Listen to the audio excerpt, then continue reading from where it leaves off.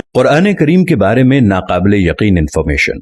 कुरान हकीम का दावा है कि इसमें कोई बातिल बात दाखिल नहीं हो सकती, इसलिए कि कुरान हकीम का एक एक हर्फ इतनी जबरदस्त कैलकुलेशन और इस हिसाबो किताब के साथ अपनी जगह पर फिट है कि इसे थोड़ा सा इधर उधर करने से सारी इंफॉर्मेशन दरहम बरहम हो जाती है।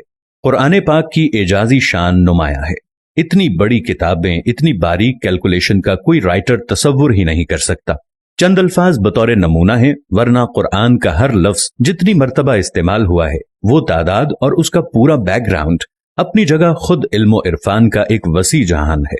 दुनिया का लफ्ज अगर 115 मर्तबा इस्तेमाल हुआ है तो इसके मुकाबिल आखिरत का लफ्ज भी 115 मर्तबा इस्तेमाल हुआ। शयातीनो मलाइका 88 मर्तबा इस्तेमाल हुआ। मौतो हयात 145 मर्तबा इस्तेमाल हुआ है। नफो फसाद 50 दफा इस्तेमाल हुआ है।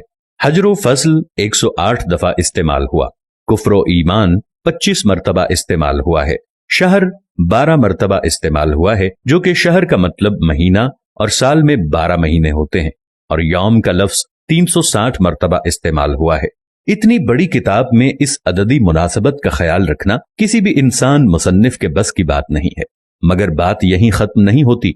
जदीद तरीन रिसर्च के मुताबिक कुरान हकीम के हिफाजती निजाम में 19 के अदद का बड़ा अमल दखल है।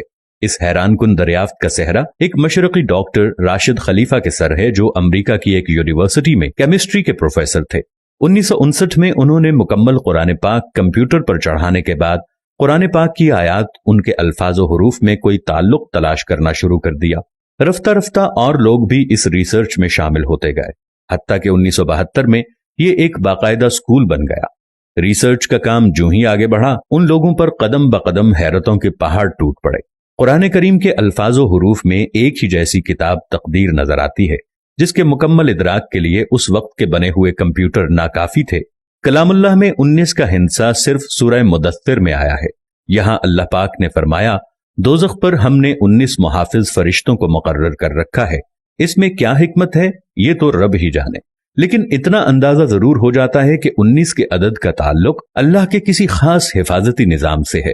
फिर हर सूरत के आगाज में कुरान मजीद की पहली आयत बिस्मिल्लाह को रखा गया है, गोया कि इसका ताल्लुक भी कुरान की हिफाजत से है, क्योंकि हम देखते हैं बिस्मिल्लाह के कुल हर्फ भी 19 ही हैं।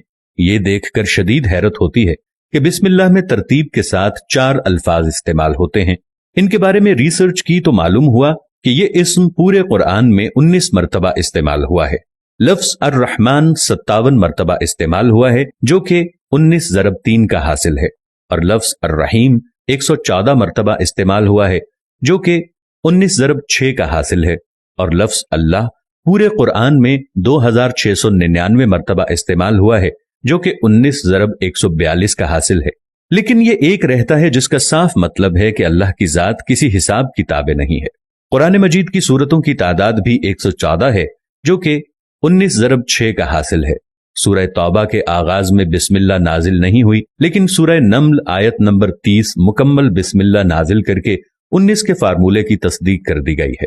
अगर ऐसा न हो तो इस हिसाब से ये कायदा नहीं बनता। अब आइए हुजूर अलैहिस्सलातु वस्सलाम पर उतरने वाली पहली वही की तरफ। ये सूरह अलक की पहली 5 आयात हैं और यहीं से 19 के हिसाबी फार्मूले का आगाज होता है। इन आयात के कुल अल्फाज 19 हैं और इन अल्फाज के कुल हुरूफ 76 हैं, जो कि 19 ज़रब 4 का हासिल है। लेकिन बात यहीं खत्म नहीं होती। जब सूरह अलक के कुल हुरूफ की गिनती की गई तो अक्ल वर्ता हैरत में डूब गई कि इसके कुल हुरूफ 304 हैं, जो कि 19 ज़रब 4 ज़रब 4 का हासिल है। और अक्ल ये देखकर हैरत की अथाह गहराइयों में मजीद जाती है कि कुरान पाक की मौजूदा तरतीब के मुताबिक सूरह अलक कुरान पाक की 96 नंबर सूरत है। अब अगर कुरान की आखिरी सूरत वन्नास की तरफ से गिनती करें तो इस अखीर की तरफ से सूरह अलक का 19वां नंबर बनता है। अगर कुरान की इब्तदा से देखें तो इस 96 नंबर सूरत से पहले 95 सूरतें हैं, जो ठीक 19 ज़रब 5 का हासिल है। इससे यह भी साबित होता है कि सूरतों के आगे पीछे तरतीब भी इंसानी नहीं बल्कि अल्लाह ताला के हिसाबी निजाम का ही एक हिस्सा है। सूरह फातिहा के बाद कुरान करीम की पहली सूरा अल बकरा की कुल आयात 286 हैं। 2 हटा दें तो मक्की सूरतों की तादाद सामने आ जाती है, और अगर 6 हटा दें तो मदनी सूरतों की तादाद सामने आ जाती है। 86 को 28 के साथ जमा करें तो कुल सूरतों की तादाद 114 है।